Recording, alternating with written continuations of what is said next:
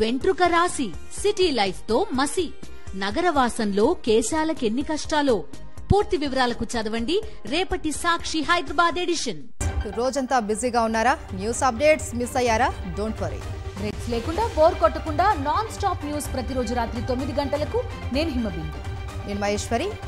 వివరాలకు వెళ్దాం. వైఎస్ఆర్సీపీలో ప్రత్యేక బృందాలు ఏర్పాటయ్యాయి. ఈ బృందాలు సోషల్ మీడియా కార్యకర్తలకు అండగా పనిచేయనున్నాయి. వైఎస్ జగన్ ఆదేశాలతో ప్రత్యేక బృందాలను ఏర్పాటు చేశారు. సోషల్ మీడియా కార్యకర్తలకు న్యాయ సహాయం కల్పించడం, భరోసా ఇవ్వడం, వారిలో ఆత్మస్థైర్యం పెంచేలా ప్రత్యేక బృందాలు పనిచేయనున్నాయి. ప్రతి జిల్లాకు 2 ఇన్ఛార్జీలను నియమించారు వైఎస్ జగన్. శ్రీకాకుళం జిల్లా ప్రత్యేక బృందం ఇన్ఛార్జ్ బాధ్యతలను సీదిరి అప్పలరాజుతో పాటు శ్యామ్కు అప్పగించారు. విజయనగరం జిల్లా ప్రత్యేక బృందం ఇన్ఛార్జీలుగా బెల్లాని చంద్రశేఖర్, జోగారావును నియమించారు. విశాఖ ప్రత్యేక బృందం ఇన్ఛార్జీలుగా కూడా నియమించారు. తూర్పుగోదావరి జిల్లా ప్రత్యేక బృందం ఇన్ఛార్జీలుగా జక్కంపూడి రాజా, వంగా గీతను నియమించగా పశ్చిమ గోదావరి జిల్లా ప్రత్యేక బృందం ఇన్ఛార్జ్ బాధ్యతలను సునీల్ కుమార్ యాదవ్, జయప్రకాష్ కు అప్పగించారు. కృష్ణా జిల్లా ప్రత్యేక బృందం ఇన్ఛార్జీలుగా మొండితోక అరుణ్, దేవభక్తుని చక్రవర్తిని నియమించగా గుంటూరు జిల్లా ప్రత్యేక బృందం ఇన్ఛార్జ్ బాధ్యతలను విడదల రజని, డైమండ్ బాబుకు అప్పగించారు. ప్రకాశం జిల్లా ప్రత్యేక బృందం ఇన్ఛార్జీలుగా టీజేఆర్ సుధాకర్ బాబు, వెంకట రమణారెడ్డి, నెల్లూరు జిల్లా ప్రత్యేక బృందం ఇన్ఛార్జీలుగా రామిరెడ్డి ప్రతాప్ రెడ్డి, చంద్రశేఖర్ రెడ్డిని నియమించారు. చిత్తూరు జిల్లా ప్రత్యేక బృందం ఇన్ఛార్జీలుగా గురుమూర్తి, చెవిరెడ్డి మోహిత్ రెడ్డి, అనంతపురం జిల్లా ప్రత్యేక ఇన్ఛార్జీలుగా కేతిరెడ్డి వెంకట్రామిరెడ్డి, రమేష్ గౌడ్, వైఎస్ఆర్ జిల్లా ప్రత్యేక బృందం ఇన్ఛార్జీలుగా సురేష్ బాబు, రమేష్ యాదవ్, కర్నూలు జిల్లా ప్రత్యేక బృందం ఇన్ఛార్జీలుగా హఫీజ్ ఖాన్, సురేందర్ రెడ్డిని నియమించారు వైఎస్ జగన్.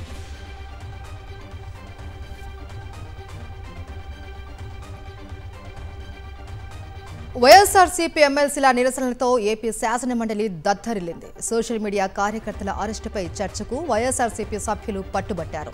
శాసనమండలి చైర్మన్ పోడియం వద్ద save democracy, we want justice అంటూ నినాదాలు చేశారు. మండలి సమావేశాలు ప్రారంభం కాగానే సోషల్ మీడియా కార్యకర్తల అరెస్టులపై వైఎస్ఆర్సీపీ వాయిదా తీర్మానం ఇచ్చింది. అయితే మండలి చైర్మన్ వాయిదా తీర్మానాలను తిరస్కరించారు. అయినా వైఎస్ఆర్సీపీ ఎమ్మెల్సీలు సోషల్ మీడియా కార్యకర్తల అరెస్టుపై చర్చ జరగాల్సిందే అని పట్టుబట్టారు. మండలి చైర్మన్ పోడియం వద్ద వైఎస్ఆర్సీపీ సభ్యులు నిరసన వ్యక్తం చేశారు. ఎమ్మెల్సీల నిరసన మధ్యలోనే మంత్రులు మాట్లాడారు. వైఎస్ఆర్సీపీ ఎమ్మెల్సీలు వెనక్కి తగ్గకపోవడంతో చైర్మన్ మండలిని వాయిదా వేశారు. క్వశ్చన్ నెంబర్ 13612 క్వశ్చన్ స్టార్ట్ అవుతుంది. చైర్మన్ గారు చాలా అత్యవసరమైనది. రాష్ట్రంలో వచ్చి ఎంతో మంది యువకుల్ని ఈ సోషల్ మీడియా పోస్ట్ అని చెప్పని లేని మని పెట్టి వాళ్ళని అరెస్టులు చేసి చట్టాన్ని చేతిలో తీసుకోవడం ఇప్పుడు ప్రజాస్వామ్యంలో జరగలేదు. మీరు వేరే ఫార్మెట్ లో రండి, మీరు వేరే ఫార్మెట్ లో రండి. వాయిదా తీర్మానం తిరస్కరించిన తర్వాత దాన్ని అలౌ చేయడం జరగదు. వాయిదా తీర్మానం ఒకసారి తిరస్కరించిన తర్వాత అది అలౌట్ చేయడం అనేది సాంప్రదాయం కాదు. దయచేసి మీరు వేరే ఫార్మెట్ లో రండి, దీని మీద కూర్చోండి. రాష్ట్రాన్ని సర్వనాశనం చేసింది చంద్రబాబే అన్నారు మండలిలో ప్రతిపక్ష నేత బొత్స సత్యనారాయణ. అబద్ధాలు చెప్పి అధికారంలోకి వచ్చిన కూటమి ప్రభుత్వం మళ్లీ ప్రజలను మోసం చేస్తోందని మండిపడ్డారు. సూపర్ 6 హామీలకు బడ్జెట్లో నిధుల కేటాయింపుపై వైఎస్ఆర్సీపీ సభ్యులు మాట్లాడుతుండగా మంత్రులు అడుగడుగునా అడ్డు తగలడంపై అభ్యంతరం వ్యక్తం చేశారు బొత్స. ఇంతసేపు రామకృష్ణ గారు మాట్లాడారు. ఎంతో ఆ విషయాలన్నింటినీ మేము నోట్ చేసుకున్నాం, వింటున్నాం.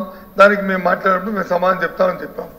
ఆయన మధ్యలో ఆయన మాట్లాడమన్నప్పుడు కూడా మేము వచ్చి సమయం పాటించుకుని ఉన్నాం. కానీ ఇప్పుడు మా మెంబర్ మాట్లాడుతుంటే మంత్రులు వచ్చి ఆ విధంగా మాట్లాడడం అనేది అది కరెక్ట్ కాదు అధ్యక్ష. మరి నిన్న కాక మొన్నే వాళ్ళ ట్రైనింగ్ ప్రోగ్రామ్ కూడా జరిగింది. ఎలా మా అవసరం అంటే ఎలా బిహేవ్ చేయాలి, మన నాలుగు ఎలా చేసుకోవాలి. ఇచ్చిన హామీలు, బడ్జెట్లో నిధుల కేటాయింపులపై కూటమి ప్రభుత్వాన్ని మండలిలో వైఎస్ఆర్సీపీ నిలదీసింది. 3 సిలిండర్లు ఇస్తాము అని ఈ ఏడాది 2 సిలిండర్లకు ఎగనామం పెట్టారు అని వరదు కళ్యాణి ప్రభుత్వాన్ని ఎండగట్టారు. 5,387 కోట్లు ఇస్తే తల్లికి వందనం ఎలా అమలు చేస్తారు అని అన్నారు. వరదు కళ్యాణి మాట్లాడుతుండగా మంత్రులు పదే అడ్డు తగిలారు. ఈ సందర్భంగా మంత్రుల తీరుపై మండలి ప్రతిపక్ష నేత బొత్స ఆగ్రహం వ్యక్తం చేశారు. అయితే యాడ్ చేసి ఓదరగొట్టారు అధ్యక్ష. ఈ కూటమి ప్రభుత్వం జూన్ లో అధికారంలోకి వస్తుంది. వెంటనే తిరుపతి, విజయవాడ, అన్నవరం, సింహాచలం, కాణిపాకం ఇవన్నీ కూడా పుణ్యక్షేత్రాలన్నీ మహిళలందరూ చక్కగా ఫ్రీ బస్సులో వెళ్ళొచ్చు అని చెప్తే నిజంగా మహిళలందరూ కూడా చాలా ఆశ పెట్టుకున్నారు అధ్యక్ష. నిజం చెప్తున్న 2.5 కోట్ల మంది మహిళలు చాలా ఆశ పెట్టుకున్నారు అధ్యక్ష. రూపాయి కూడా కేటాయించలేదు అధ్యక్ష. శాసన మండలిలో అధికార టీడీపీ సభ్యుల తీరు బాగోలేదన్నారు వైఎస్ఆర్సీపీ ఎమ్మెల్సీ రవీంద్రనాథ్. పెద్దల సభలో హుందాగా వ్యవహరించాల్సిన అధికార పక్షం తీరు సరిగా లేదన్నారు. ప్రతిపక్ష సభ్యులు మాట్లాడుతుంటే పదే పదే అడ్డుపడుతూ ప్రజాస్వామ్యాన్ని ఖూనీ చేశారని ఆవేదన వ్యక్తం చేశారు రవీంద్రనాథ్. అధికార పార్టీ టీడీపీ ప్రతిపక్షాన్ని ఒక్క మాట ఒక్క కామెంట్ కూడా చేయనివ్వకుండా ప్రతి కామెంట్కి అడ్డు తగులుతూ మంత్రులు, శాసనమండలి సభ్యులు, మరి విప్పు అందరూ కూడా ఒక్కసారి మూకమ్మడిగా ఈ ఎవరైతే మాట్లాడుతున్నారో వారి మీద దాడి చేయబట్టి వారు మాట్లాడలేక ఆ టైం అలాగలాగా అయిపోవడం. అలాగే మండలి అధ్యక్షులు ఎన్నిసార్లు చెప్పినా సరే సభ కంట్రోల్లో రాకపోవడం మూలంగా వాయిదా వేయడం జరిగింది. కానీ ఇక్కడ అధికార పార్టీ సభ్యులు ఆవేశాలు లోనవుతున్నారు. అంతేకాని స్పీచ్కి అడ్డు తగలకుండా మమ్మల్ని పూర్తిగా మాట్లాడిస్తే ప్రజాస్వామ్యాన్ని కాపాడిన వారు అవుతారు. కూటమి పార్టీలన్నీ కలిసి శాసనసభ ప్రతిష్ట దిగజార్చే ప్రయత్నం చేశాయని ఆగ్రహం వ్యక్తం చేశారు మాజీ మంత్రి అంబటి రాంబాబు. ప్రతి సంక్షోభాన్ని అవకాశంగా వినియోగించుకోవడం చంద్రబాబుకు అలవాటన్నారు.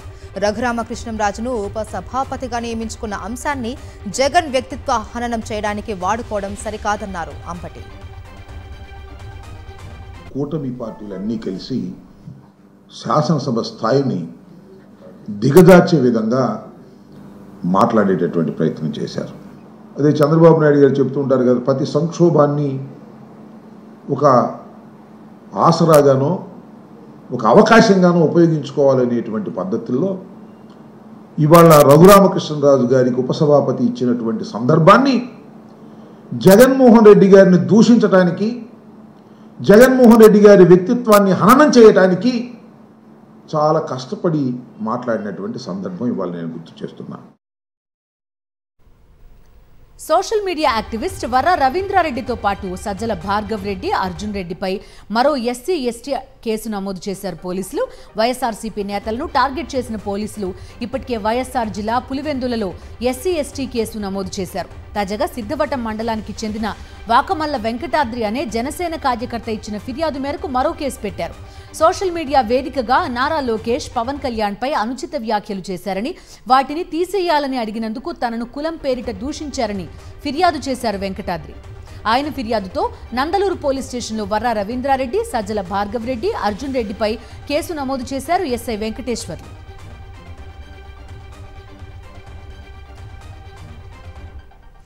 Social media activist Inturi Ravikiran పై ప్రభుత్వ వేధింపులు కొనసాగుతున్నాయి.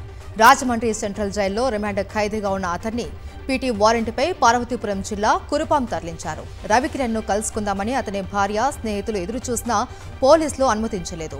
రవికిరణ్ కు సకాలంలో మందులు అందించాలి అని, అందుకు కూడా పోలీసులు అనుమతించకపోవడం దారుణమని అతని భార్య సుజన ఆందోళన వ్యక్తం చేశారు. ఇక ప్రభుత్వంపై, సోషల్ మీడియా కార్యకర్తలపై కక్ష సాధించడం సరికాదు అని నేతలు అభిప్రాయపడుతున్నారు.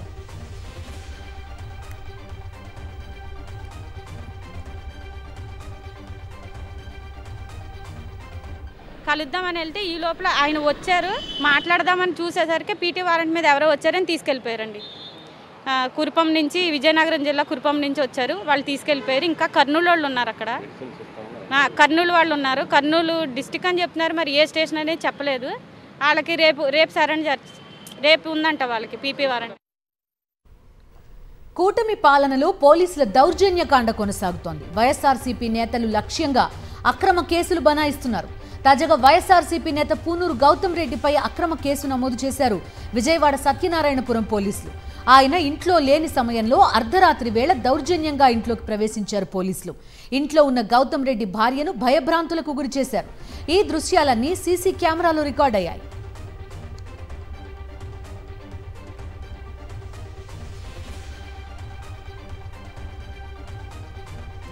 అక్టోబర్ 31న దాడి జరిగితే నవంబర్ 6 వరకు ఎందుకు ఫిర్యాదు చేయలేదు అని ప్రశ్నించారు వైఎస్ఆర్సీపీ లీగల్ సెల్ కృష్ణ, ఎన్టీఆర్ జిల్లాల కోఆర్డినేటర్ గవాస్కర్. ఈ విషయంలో నార్కో అనాలిసిస్ టెస్టుకు విజయవాడ కమిషనర్తో పాటు ఫిర్యాదుదారు ఉమామహేశ్వరరావు సిద్ధమా అని ప్రశ్నించారు.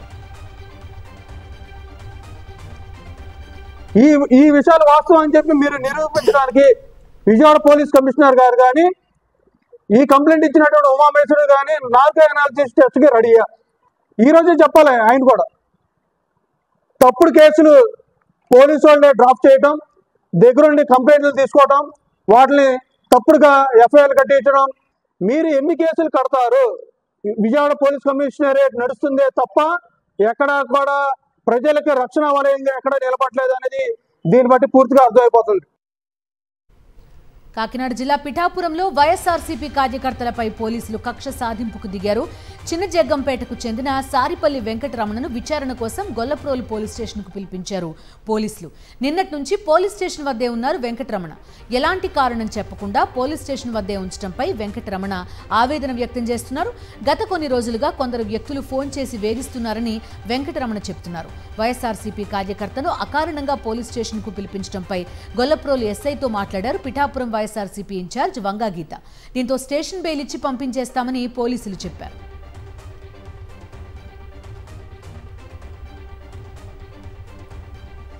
టీడీపీ ఎమ్మెల్యే నందమూరి బాలకృష్ణ ఇలాకాలో మద్యం ఏరులై పారుతుంది. హిందూపురం నియోజకవర్గంలో 100కు పైగా బెల్ట్ షాపులు వెలిశాయి. ఒక్కో లిక్కర్ బాటిల్పై 20 రూపాయలు అదనంగా వసూలు చేస్తున్నారు. బెల్ట్ షాపులు ఉంటే 5 లక్షలు జరిమానా విధిస్తామని సీఎం ఓవైపు ప్రకటనలు చేస్తుంటే మరోవైపు రాష్ట్ర వ్యాప్తంగా విచ్చలవిడిగా బెల్ట్ షాపులు వెలుస్తున్నా ఎక్సైజ్ అధికారులు పట్టించుకోవడం లేదు. కమిషన్లు తీసుకొని టీడీపీ నేతలే అనుమతి ఇచ్చారు అనే ఆరోపణలు వెల్లువెత్తుతున్నాయి.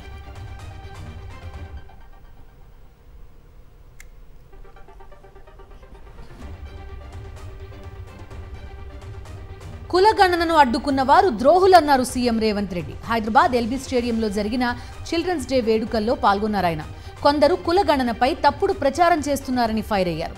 ఉద్యోగ ఉపాధి అవకాశాలు, సంక్షేమ పథకాలు అందాలంటే కులగణన జరగాలన్నారు సీఎం రేవంత్ రెడ్డి. కొంతమంది కుట్రపూరితంగా మీరు వివరాలు ఇస్తే మీ సంక్షేమ పథకాలు ఆగిపోతున్నాయని అబద్ధపు ప్రచారం చేస్తారు. ఈ కులగణన మీ సంక్షేమ పథకాలు పెంచడానికి, మీ రిజర్వేషన్లను పెంచడానికి, ఆర్థికంగా మీకు ఇంకా నిధులను ఎక్కువ కేటాయించడానికే తప్ప ఏ ఒక్క సంక్షేమ పథకం తొలగించడానికి కులగణన కాదు. సీఎం రేవంత్ రెడ్డి తొందరపాటు నిర్ణయాలు రాష్ట్రానికి నష్టం చేస్తున్నాయన్నారు కేంద్ర మంత్రి కిషన్ రెడ్డి. తెలంగాణ గవర్నర్తో బీజేపీకి సంబంధం ఏంటి అని ప్రశ్నించారు. బీజేపీ బీఆర్ఎస్ ఒకటే అని రేవంత్ రెడ్డి మాట్లాడడం సరికాదన్నారు. సీఎం తన వైఫల్యాలు కప్పిపుచ్చుకునేందుకే నోటుకొచ్చినట్లు మాట్లాడుతున్నారని మండిపడ్డారు కిషన్ రెడ్డి. జ్ఞానంతో మాట్లాడుతూ ఉన్నాం, తొందరపాటుతో మాట్లాడుతూ ఉన్నాం. తొందరపాటు చర్యలు తీసుకొని తెలంగాణ రాష్ట్రానికి నష్టం కలిగించే చర్యలు చేస్తాము. గవర్నర్ ఏదైనా ఒక రాష్ట్రపతి కానీ గవర్నర్ కానీ ఒక నిర్ణయం తీసుకోవాలన్నప్పుడు అన్నీ ఆలోచించి నిర్ణయాలు తీసుకుంటాడు. అది తీసుకొని ఉండొచ్చు. ఒక 15 రోజుల లోపలే బ్లాక్ రాకపోతే, యాక్షన్ అనుమతి రాకపోతే బీజేపీ టీఆర్ఎస్ ఒకటే. ఎందుకు ఈ రకంగా మరి తొందరపాటు మాటలు ముఖ్యమంత్రి స్థాయిలో ఉన్నటువంటి వ్యక్తి మాట్లాడము? పట్నం నరేందర్ రెడ్డి అఫిడవిట్ ను విడుదల చేసింది బీఆర్ఎస్ లీగల్ సెల్. పోలీసులు తన పేరుతో ఇచ్చిన కన్ఫెషన్ రిపోర్ట్ తప్పు అని పేర్కొన్నారు పట్నం నరేందర్ రెడ్డి. కేటీఆర్ గురించి పోలీసులకు తానేం చెప్పలేదని, పోలీసులు తన నుంచి ఎలాంటి స్టేట్మెంట్ తీసుకోలేదన్నారు ఆయన. తన అడ్వకేట్ అడిగిన తర్వాతే రిమాండ్ రిపోర్ట్ ఇచ్చారన్నారు పట్నం నరేందర్ రెడ్డి. అప్పటి వరకు అందులో ఏముందో తనకు తెలియదన్నారు. ఇక వికారాబాద్ కోర్టులో పట్నం నరేందర్ రెడ్డి పిటిషన్ వేశారు. బెయిల్ కోరుతూ పిటిషన్ దాఖలు చేశారు పట్నం నరేందర్ రెడ్డి. ఇటు నరేందర్ రెడ్డి కస్టడీ కోరుతూ పోలీసులు కూడా పిటిషన్ వేశారు. 7 రోజులు కస్టడీకి ఇవ్వాలని కోరారు.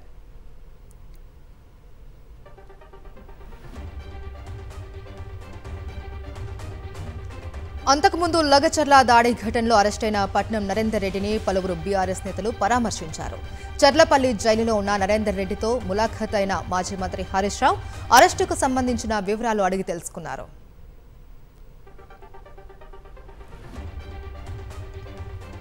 తెలంగాణలో కాంగ్రెస్ ప్రభుత్వంపై తిరుగుబాటు మొదలైందన్నారు మాజీ మంత్రి హరీష్ రావు. సీఎం తన సొంత నియోజకవర్గంపై నియంతలా వ్యవహరిస్తున్నారని మండిపడ్డారు. లగచర్ల ప్రజలు తమకు మేలు జరుగుతుందని రేవంత్ కు ఓట్లేస్తే ఇప్పుడు బెదిరింపులకు గురి చేస్తున్నారని ధ్వజమెత్తారు హరీష్ రావు.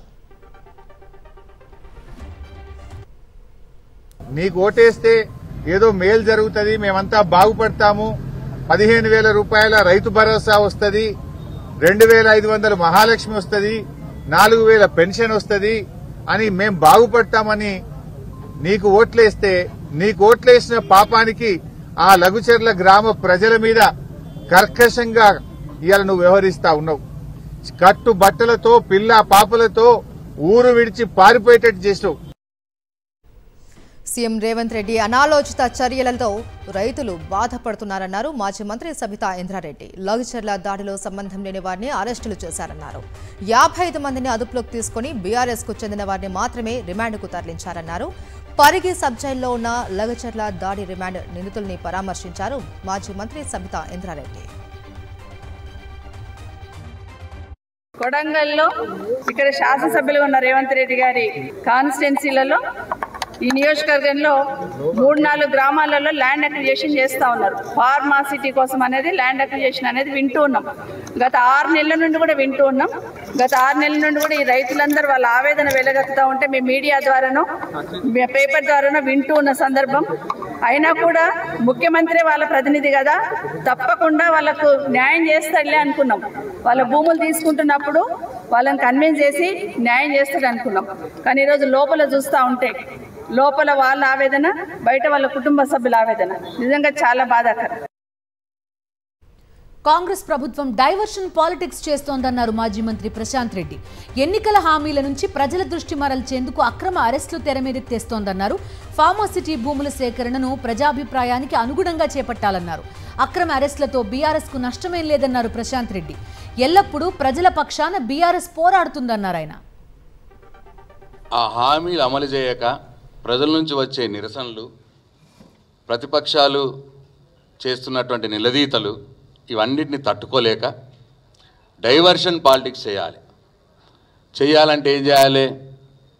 అడుగుతున్న వాళ్ళని గొంతు నొక్కేయాలి, అరెస్టులు చేయాలి, జైళ్ళల్లో పెట్టాలి. ఈ పద్ధతి ఆయన ఎంచుకున్నట్టు కనిపిస్తూ ఉన్నది. ఎందుకంటే మా పట్నం నరేందర్ రెడ్డి గారు అరెస్ట్ అదే కోవలోకి చెందింది. అక్కడ ఆయన సొంత నియోజకవర్గంలో కొడంగల్లో ఫార్మా ఇండస్ట్రీ పెట్టి ఆయన అల్లుడు కోసం, ఎవరి కోసం కాదు, మళ్ళా ముఖ్యమంత్రి గారు అల్లుడు కోసం ఫార్మా ఇండస్ట్రీ పెట్టాలని పాపం గిరిజనుల యొక్క భూములు గుంజుకునే ప్రయత్నం. లఘుచర్ల పర్యటనను అడ్డుకున్న కాంగ్రెస్ ప్రభుత్వంపై బీజేపీ ఎంపీ డీకే అరుణ తీవ్ర స్థాయిలో మండిపడ్డారు. తన నియోజకవర్గంలో పర్యటనకు వెళ్తుంటే అడ్డుకోవడం ఏంటి అని ప్రశ్నించారు. పోలీసులు తమ హక్కుల ఉల్లంఘనకు పాల్పడ్డారని డీకే అరుణ ఆరోపించారు. ఎందుకు లఘుచర్ల గ్రామం పోవద్దు? నా నియోజకవర్గంలోని ఒక గ్రామం అది. నేను అక్కడ పోవడంలో మీకు అభ్యంతరం ఏంది? 144 సెక్షన్ పెట్టినాము. లా అండ్ ఆర్డర్ ప్రాబ్లం ఉంది. లా అండ్ ఆర్డర్ ప్రాబ్లం అక్కడ ఏముంది? అక్కడ గ్రామం దగ్గర పరిస్థితులను బట్టి మీరు పోనీ ఎక్కండి. అక్కడ దాకా అయితే నేను పోవడానికి అభ్యంతరం. పెళ్ళి అయితే పోవచ్చు కదా, పెళ్ళిళ్ళకి పోవచ్చు. నేను కొడంగల్ పెళ్ళి ఉంది, పెళ్ళి అయినాక నేను లఘుచర్ల పోతుంటే అక్కడ ఆపొచ్చు. కానీ మొత్తం కొడంగలే పోవద్దు, వికారాబాద్లోనే నేను తిరగొద్దు, 144 సెక్షన్ ఉంది అంటే ఇది ఎక్కడ న్యాయం? తెలంగాణలో ఫోన్ ట్యాపింగ్ కేసు ప్రకంపనలు రేపుతోంది. జూబ్లీహిల్స్ పోలీస్ స్టేషన్ కు మాజీ ఎమ్మెల్యే చిరుమర్తి లింగయ్య విచారణకు హాజరయ్యారు. ఫోన్ ట్యాపింగ్ కేసులో తొలిసారి రాజకీయ నేతను పోలీసులు విచారించారు. ఏడీఎస్పీ తిరుపతన్నతో ఫోన్లో టచ్లో ఉన్నారని చిరుమర్తి లింగయ్యపై ఆరోపణలున్నాయి. ఫోన్ ట్యాపింగ్ కేసులో చిరుమర్తి లింగయ్య విచారణ కీలకంగా మారింది. మునుగోడు ఉప ఎన్నికలు టార్గెట్గా ఫోన్ ట్యాపింగ్ చేశారని ప్రధానంగా చిరుమర్తి లింగయ్యపై ఆరోపణ. రాజకీయ కుట్రలో భాగంగా నోటీసులు ఇచ్చారని, ఇదంతా రాజకీయ హై డ్రామా అన్నారు మాజీ MLA Chirumarthi Lingaiah. Phone tapping మాకేం సంబంధం? డీజీనా ఐజీనా నా దగ్గర మ్యాన్ పవర్ ఇంటా పెట్టుకుని కూర్చోను కదా. ఇది ఒక రాజకీయ కోణంలో జరుగుతున్న కుట్ర భాగం అని అనిపిస్తుంది మాకు. ఎందుకంటే పొద్దునేసే ప్రజాప్రతినిధిగా ప్రభుత్వం యొక్క పనితీరుని ఎండగడుతున్నాం. వాళ్ళు ఇచ్చిన హామీలు నెరవేర్చలేకపోతారు. 6 గ్యారెంటీలు కావచ్చు, ఇలా రుణమాఫీ కావచ్చు, రైతు బంధు కావచ్చు, ఇలా మార్కెట్లో ధాన్యాన్ని కొనుగోలు చేస్తలేరు. జాతీయ వార్తలకు వెళ్దాం. దేశంలో రిజర్వేషన్లు రద్దు చేసేందుకు కాంగ్రెస్ కుట్ర చేస్తోందన్నారు ప్రధాని నరేంద్ర మోదీ. తన మనసులోని ఆలోచనను కాంగ్రెస్ యువరాజు విదేశాల్లో బయటపెట్టారని రాహుల్ గాంధీపై ధ్వజమెత్తారు. మహారాష్ట్ర శంభాజీనగర్లో ఎన్నికల ప్రచారంలో మాట్లాడారు ప్రధాని మోదీ.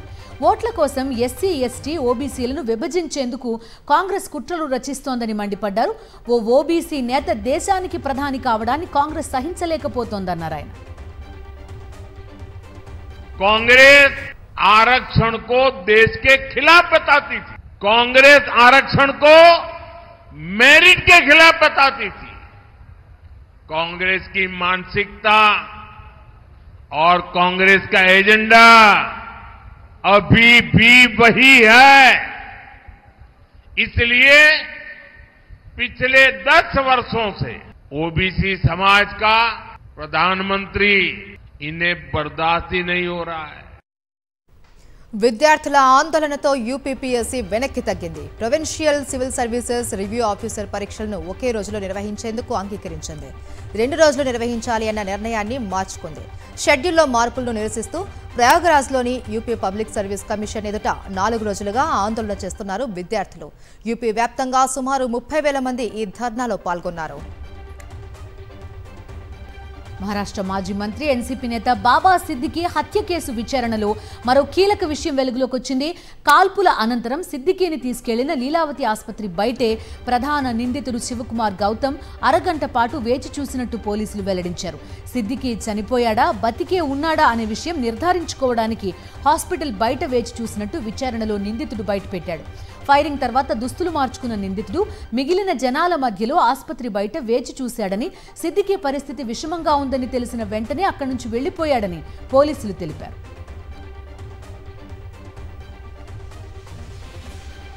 ఢిల్లీలో వాయు కాలుష్యం తీవ్ర స్థాయికి చేరుకున్న నేపథ్యంలో పొల్యూషన్ కంట్రోల్ బోర్డు అధికారులతో కీలక సమీక్ష చేపట్టింది ఆప్ సర్కార్. తాజా పరిస్థితిని సమీక్షించింది. గ్రాప్ 3 మార్గదర్శకాల అమలు ఇప్పుడే అవసరం లేదని తేల్చింది. పర్వత ప్రాంతాలలో మంచు కురవడం వల్ల ఢిల్లీలో ఉష్ణోగ్రతలు తగ్గాయని, అందుకే పొగమంచు నగరాన్ని కమ్మేసిందని తెలిపారు పర్యావరణ మంత్రి గోపాల్ రాయ్. 1-2 రోజుల్లో పరిస్థితి మెరుగవుతుందని అంచనా వేస్తున్నామన్నారు. లేదంటే గ్రాప్ 3 గైడ్ లైన్స్ అమలు చేస్తామని తెలిపారు. బిజినెస్ అప్డేట్స్ చూద్దాం. దేశీయ స్టాక్ మార్కెట్లు 6వ రోజు నష్టాలే మూటగట్టుకున్నాయి. అంతర్జాతీయ మార్కెట్ల నుంచి ప్రతికూల సంకేతాలు, విదేశీ మదుపరులు అమ్మకాలతో వరుసగా 6వ సెషన్లో కూడా సూచీలు నష్టాలు చవిచూశాయి. సెన్సెక్స్ ఉదయం 77,636 పాయింట్ల వద్ద స్వల్ప నష్టాల్లో ప్రారంభం కాగా తర్వాత లాభాల్లోకి వెళ్లింది. ఆ ఆనందం ఎంతోసేపు నిలవలేదు. చివరి వరకు నష్టాల్లోనే కొనసాగాయి సూచీలు. చివరికి 110 పాయింట్ల నష్టంతో 77,580 పాయింట్ల వద్ద సెన్సెక్స్ క్లోజ్ కాగా నిఫ్టీ 26 పాయింట్ల నష్టంతో 23,532 వద్ద స్థిరపడింది.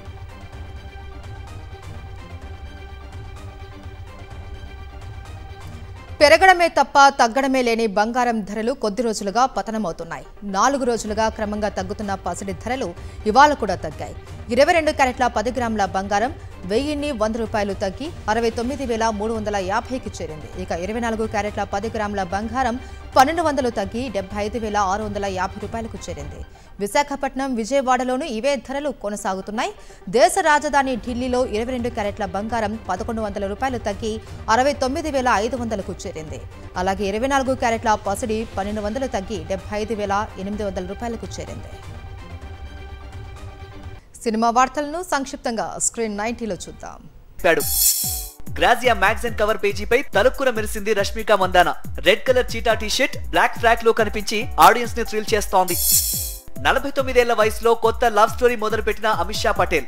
నీరవ్ బిర్లాతో డేటింగ్ చేస్తున్న సీనియర్ బ్యూటీ. ఇన్స్టాలో కొత్త ఫోటో షేర్ చేసిన గ్లామర్ క్వీన్. ఇది వాటి నాన్ స్టాప్ న్యూస్ అప్డేట్.